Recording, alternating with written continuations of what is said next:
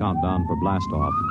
X minus 5, 4, 3, 2, X minus 1, fire.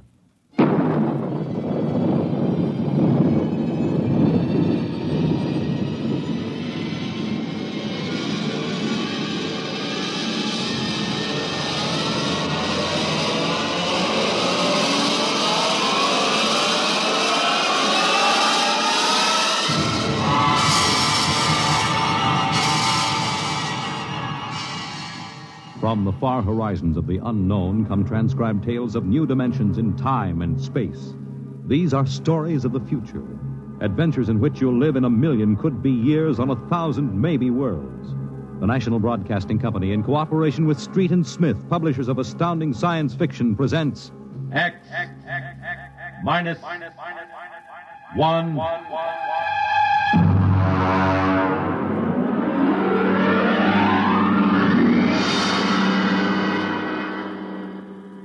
Tonight, the Ray Bradbury story entitled, And the Moon Be Still as Bright.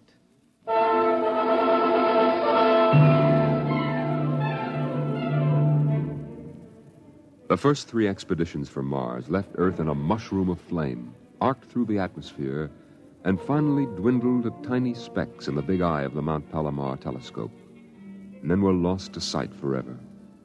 The prearranged landing signals flashed back to Earth, and then the radios went dead.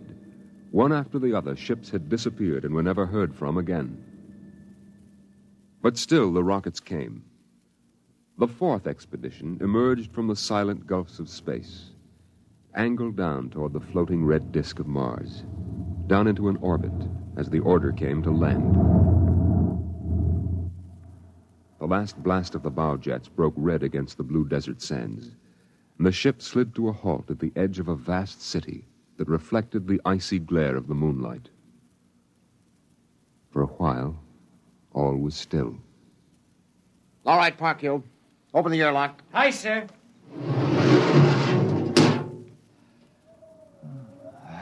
Fresh air. Hey, it's cold out here. Who cares? We got here. I thought I'd never hit solid ground again. Hey, how about a fire, Captain Wiley? It's freezing. Later. We have work to do. Oh, smell that air. Why, you could get drunk on it. Say, there's an idea. Why don't we break out a bottle and celebrate? Biggs, there will be no drinking done till we're secured. But we're landed, Captain. 3 other expeditions landed and disappeared within 24 hours. Now, we're not relaxing security till we find out what happened to them. What do you mean, maybe Martians? Sender, you're an archaeologist. How old would you say they are? I can't tell till I study them more closely. It's a kind of engineering we couldn't duplicate on Earth. Well, I'm not interested in the architecture now. I want to make sure there's nothing there that might be dangerous. Mr. Hathaway. Yes, sir? I want you and Spender to take a reconnaissance party into the city and find out what's there. We'll set up camp here. No man is to go more than 50 feet from this rocket. And there'll be no celebration till Hathaway and his party report back.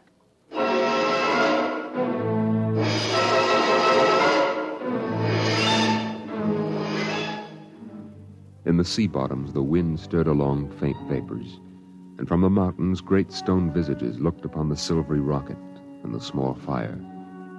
The sky was black overhead, as the 2 racing moons threw knife-edged double shadows on the desert.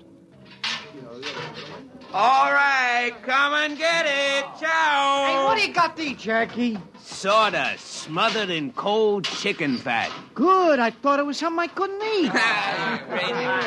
Hey, Captain. Mr. Hathaway's back. Oh, Captain Wilder. Oh, yes, over here, Mr. Hathaway. Well? Most of the city's dead. Spender says it's been dead a good many thousand years, but we found one part about a mile over What toward about the... it? People were living in it last week, sir. People? Martians. Where are they now? Dead. We found bodies, thousands of bodies. They hadn't been dead more than 10 days. What did they die of? You won't believe it. What killed them? Chickenpox. Chickenpox? Yes. Where could they get chickenpox? From Earth. Oh, then the other rockets did get through. Yes. I don't know what the Martians did to them, but I sure know what they did to the Martians. They gave them chickenpox and wiped them out. They just didn't have any resistance to an Earth disease. Think of it, Captain. A race builds itself for 1,000,000 years, refines itself, does everything it can to give itself respect and beauty, and then it dies. Of what? It's like saying the Greeks died of mumps or the proud Roman Empire collapsed because of athlete's foot. We didn't even give them a decent excuse for dying. We just gave them chicken pox. Spender, get hold of yourself. You didn't see those bodies, Captain. Yes, I know. It must have been a shock. You need a rest, a little relaxation. The Martians are dead. There's nothing you can do about that now. Hey, you hear that? The Martians are all dead. Come on, let's break out a bottle and hoop it up. How about a case, eh? Oh, good Lord. They have to do that now? Isn't there time later to throw old beer cans into the canals? Spender, you're an idealist. They're not. All they know now is that they're safe. Little shouting won't hurt. You think too much. I was safe on Mars. The first Earthmen on Mars. We gotta celebrate. Yahoo!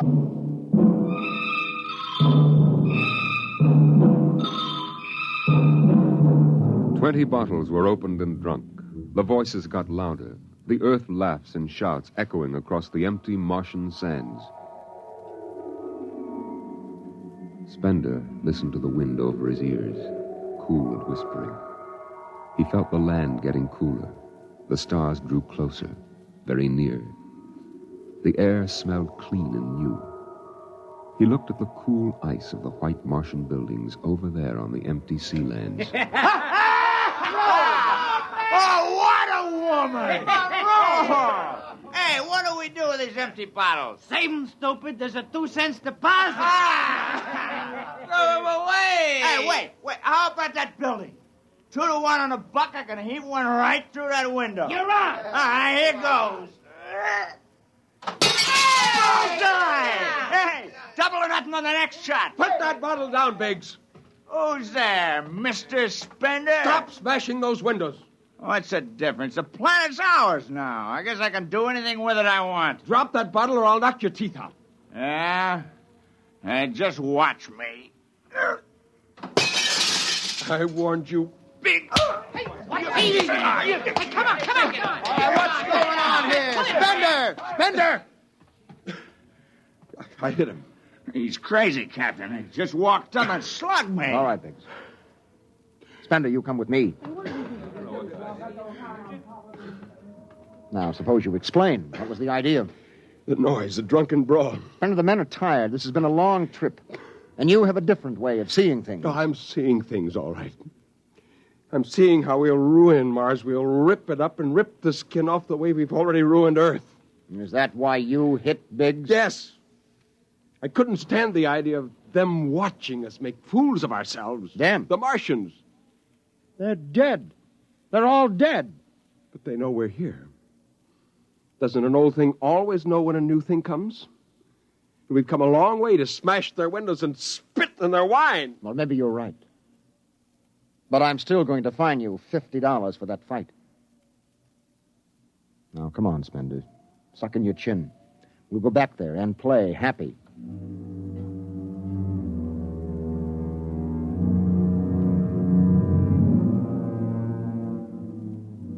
Now they moved out into the moonlight across the desert. They made their way into the dreaming, dead city. The light of the racing twin moons glinted on the barrel of a pistol, the long blade of a machete, the round, gurgling shape of a raised bottle. The wind blew in from the dead sea bottom and brushed through the silvery wire filigree of the towers. Strange music drifted down to the double-shadowed streets, a thin, haunted music that played as it had played through the uncounted years of time. Nobody moved. The moons held and froze them. The wind beat slowly around them. Hey! Hey, you people in the city! Biggs! I just want to make a little noise. What kind of a celebration is this, anyway? Come on. They built this city thousands of years ago. And now where are they? How did they die? Who cares? They're dead. That's good enough for me. Lord Byron. What? Lord Byron, a 19th century poet. He wrote a poem that fits this city. Might have been written by the last Martian poet. So we'll go no more a-roving so late into the night. Though the heart be still as loving, though the moon be still as bright. For the sword outwears its sheath, and the soul outwears its breast. And the heart must pause to breathe, and love itself must rest.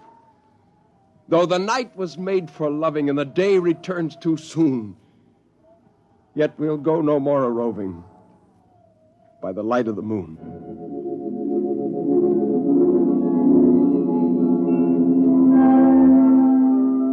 Without a word, the Earthmen stood in the center of the city. It was a clear night. There was not a sound except the music of the wind. At their feet lay a tiled court, worked into the shapes of ancient animals and images. They stood there, silvered by the double moons beneath the crystal towers of Mars.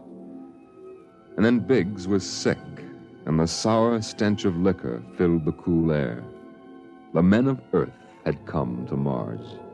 And Spender turned and walked away into the city, alone in the moonlight, never once stopping to look back. It was a morning that might have been a Monday, or a Tuesday, or any day on Mars. Biggs was on the canal rim, his feet hung down in the cool water, soaking, while he took the sun in his face. Hey, what are you doing back here, Biggs? Didn't you go out with the search party? Yeah. I come back. I got a blister. Oh, yeah. What do you mean? Look, Cherokee, see that? Anyway, I had enough searching. 4 days hunting for that screwball Spender. Didn't find him yet, huh? Oh, good riddance. Oh, my feet. I'm going to soak them in the canal. If I was Wilder, I wouldn't worry about that nut Spender. Let him go. He's a crackpot anyway. Well, he's a little foggy upstairs, I guess. Hey, why don't you take your feet out of that canal, Biggs? I gotta make coffee out of that water. Coffee? You call that stuff coffee? I had a motorcycle once that dripped grease that tasted better than... Hey, wait a minute, Biggs. Hey, look over there. Where? By that bush. There's someone there. Hey. It's him. Hey, Spender! Spender? He's coming over. Why'd he stay lost, that crazy jerk? Hi, Spender. Long time no see. Hello, Cherokee. I have been exploring some ruins. Oh, you and them ruins. You're like a dog in a boneyard. What's the matter? Why don't you just say something? Where you been? Up in the hills. What would you say if I told you I found a Martian? Oh, yeah? Where? Never mind. Let me ask you a question. How would you feel if you were a Martian and people came to your land and started to tear it up? Well, I know how I'd feel. I've got Cherokee blood in me. My grandfather told me a lot of things about the way they kicked the Indians around in the Oklahoma Territory. If there's any Martian around, I'm all for him. How about you, Biggs? They're dead. They're all dead. It's a good thing, too. Well, I found a Martian. Up in a dead town in the hills. I've been reading their books, and they're easy to understand. And I've learned their language. And then I found this Martian. And I brought him here, now. I don't see no Martian. I'm the last Martian. What did you say? Biggs, I'm going to kill you. Oh, cut it out. What kind of a lousy joke is that?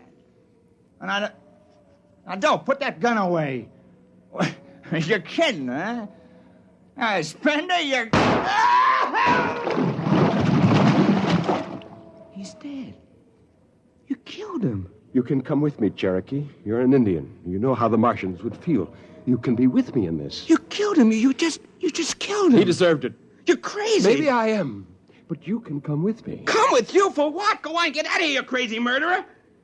Of all of them, I thought you'd understand. I thought you'd remember what happened to your own people. You get out of here, you crazy murdering... Don't reach for that gun! Spender.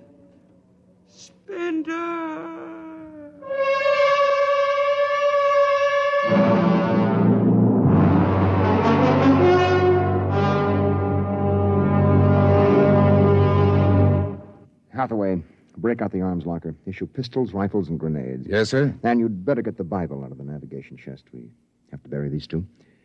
Parker, you start digging a grave, How about Spender? We'll have to go up in the hills and find him. Just let me at him with my bare hands, a crazy murdering louse. That's enough, Parker. The man is sick. He must be... Sick, my eye. That's enough. Now grab a shovel and start digging.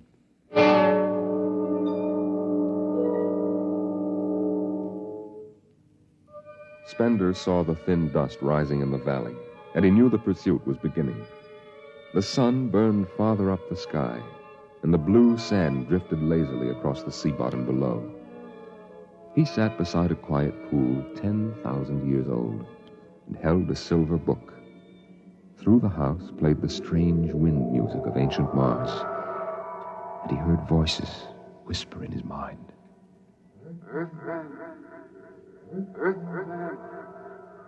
I hear you. I've always heard you, even down there on Earth. Run. No, I won't run. What's the use? Live, Earthman. Live. Live? What for? To see them tear down your temples and put up hot dog stands? Run. They've seen me now. They know I'm up here. Live. There's Wilder now. I've got him right in my sights. Kill, Earthman. Kill. Funny, he hasn't ordered them to use grenades. They could lob one right up here and blow me to bits. Yeah, maybe the captain thinks I'm too nice to be blown to bits. He wants my death to be clean. Just one bullet hole in me, nothing messy. And why? Because he understands me. Kill. The only one in the crew who ever did. Kill. Well, at least I can do the same for him. Just one bullet in his head, a nice clean death. All I have to do is pull the trigger and then... It's no use. I can't do it to him. Spender! Can you hear me, Spender? I hear you, Captain. What do you want? Talk! Truce! All right. Come on up. Leave your gun down there and keep your hands up.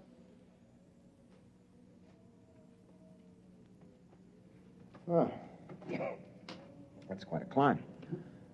You mind if I sit down? How long do you think you can hold out? Until you're all dead. Oh, why didn't you kill all of us this morning when you had the chance? You could have. I know. I got sick.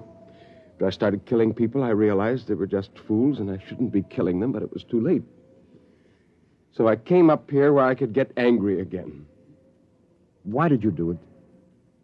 When I was a kid, my folks took me to visit Mexico City. I'll always remember the way my father acted, loud and big. And my mother didn't like the people because she thought they didn't wash enough. I can see my mother and my father coming to Mars and acting the same way. Anything that's strange is no good to us. We aren't fit to take over this planet. But to kill two men. How would you feel if a Martian spit on the White House floor? You know, you haven't acted very civilized yourself today. I'll kill you all off, Wilder. That'll delay the next rocket 5 years, and then I'll kill them, too. And if I'm lucky, I'll live to be 60. And I'll meet every expedition that lands on Mars. Oh, I'll be very friendly. I'll explain our rocket blew up one day. And then I'll kill them off. I'll save Mars for half a century. And by then, maybe the Earth people will give up. And yet you're outnumbered. We already have you surrounded. In an hour, you will be dead. I found an underground passage that'll take me back in the hills, Wilder. I'll go back there. And then I'll pick you off one by one. We'll see. Well, it's a nice town you've got here, Spender. It's beautiful. I'd like to live here. You can. Join me. You're not like them. Why go back to them, Captain? I'll show you what a good life these people had. No, there's too much Earth blood in me. I may even agree with you about all this, but that does not change what I must do. You won't stay? No. This is your last chance, Spender. Look, you're sick. Now come along with me quietly. No. One last thing. If you win, do me a favor. Try to see that they don't tear this planet apart. Right. And if it helps, just think of me as a very crazy fellow who went berserk one summer day. Be easier on you that way. Now, I'll think that over. So long, Spender. Bye, Captain. Good luck.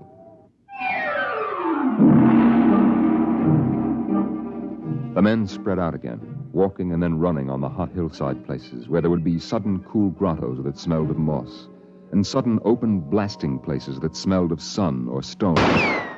The men ran and ducked and ran and squatted in the shadows. I'll blow his brains! Captain Wilder hugged the rock warmed by the sun. He gasped, for the air was thin and not meant for running. Spender lay at the top of the hill, and a gap in the rocks showed the white of his shirt against the shadows. Wilder looked at the towers of the little, clean Martian village, like sharply carved chess pieces lying in the afternoon. He saw the rocks, and the interval between, where Spender's chest was revealed.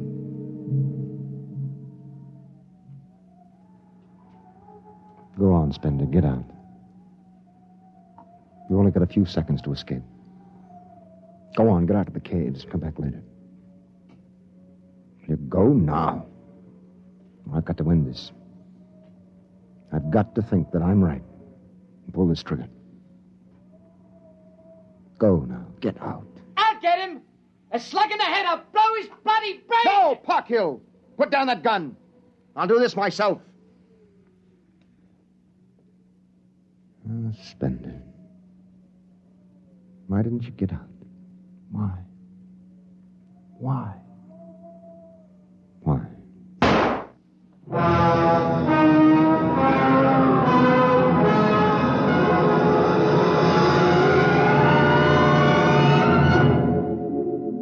They buried him in that ancient valley town, where the music of the wind played on through the days and the nights. They laid him in an ancient silver sarcophagus with waxes and wines which were 10,000 years old, his hands folded on his chest. The last they saw of him was his peaceful face in the cold silver light of the racing twin moons. The captain found the poem in Spender's pocket, and he read it before he shut the marble door. So we'll go no more a-roving so late into the night. Though the heart be still as loving, and the moon be still as bright. Though the night was made for loving, and the day returns too soon, yet we'll go no more a-roving by the light of the moon.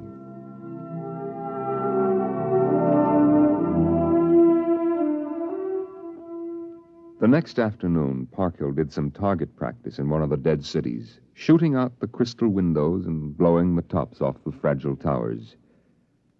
Captain Wilder caught Parkhill and nearly knocked his teeth out.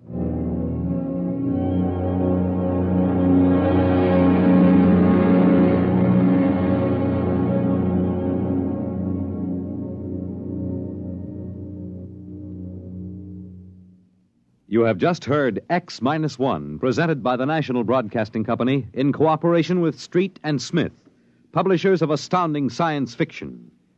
Tonight, by transcription, X-1 has brought you the Ray Bradbury story, And the Moon Be Still as Bright, adapted for radio by Ernest Kenoy. Featured in the cast were John Larkin, Clark Gordon, Dick Hamilton, Nelson Olmsted, Lawrence Kerr, and Stan Early. Your narrator was Norman Rose. Your announcer, Fred Collins. X-1 was directed by Daniel Sutter and is an NBC Radio Network production.